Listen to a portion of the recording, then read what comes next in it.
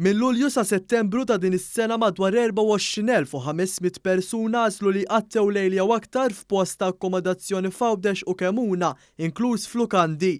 Dan ħareġ minn statistika uffiċjali tal-Uffiċċju Nazzjonali tal-Istatistika li juru ż-żieda sostanzjali ta' persuni li għadu f'dawn il-postijiet ta' akkomodazzjoni mit-tieni kwart ta' din is-sena, hekk kif minn April sa Ġunju in-numru ta' persuni kien ta' kważi 3,500. L-istatistika turi wkoll iż-żieda pożittiva fin-numru tal-jili li qattew il-Maltin u t-turisti f'Għawdex.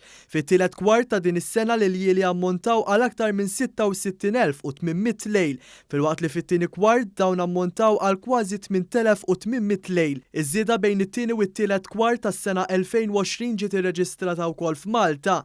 Bejn Lulju u Settembru il-lukandi minn żewġ stilel għal 5 stilel u postijiet oħra ta' akkomodazzjoni f'Malta kellhom ibbukjat kważi 1,89,000 lejl li jfisser żieda enormi minn April sa Ġunju, hekk kif ġew irreġistrati aktar minn 64,000 lejl. Iż-żieda ġiet irreġistrata wkoll fin-numru ta' persuni li għadu fost l-oħrajn f'lukandi f'Malta, hekk kif fit-tielet kwart kien hemm madwar 264,400 persuna.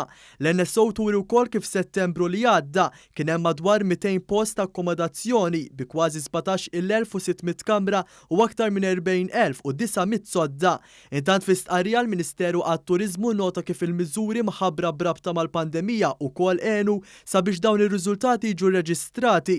Miżuri bħal vouchers senu bil-kbir l-operaturi f'Malta filwaqt li kemm impatt pożittiv qawwi ħafna fil-Gżira u Ċija.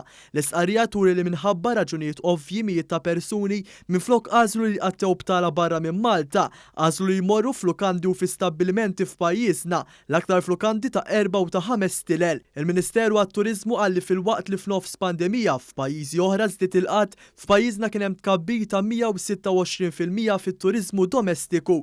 Dan huwa l-akbar prova ta' kemm il-miżuri ekonomiċi li ħall-Gvern taw il-konfidenza kbira lil familji f'pajjiżna.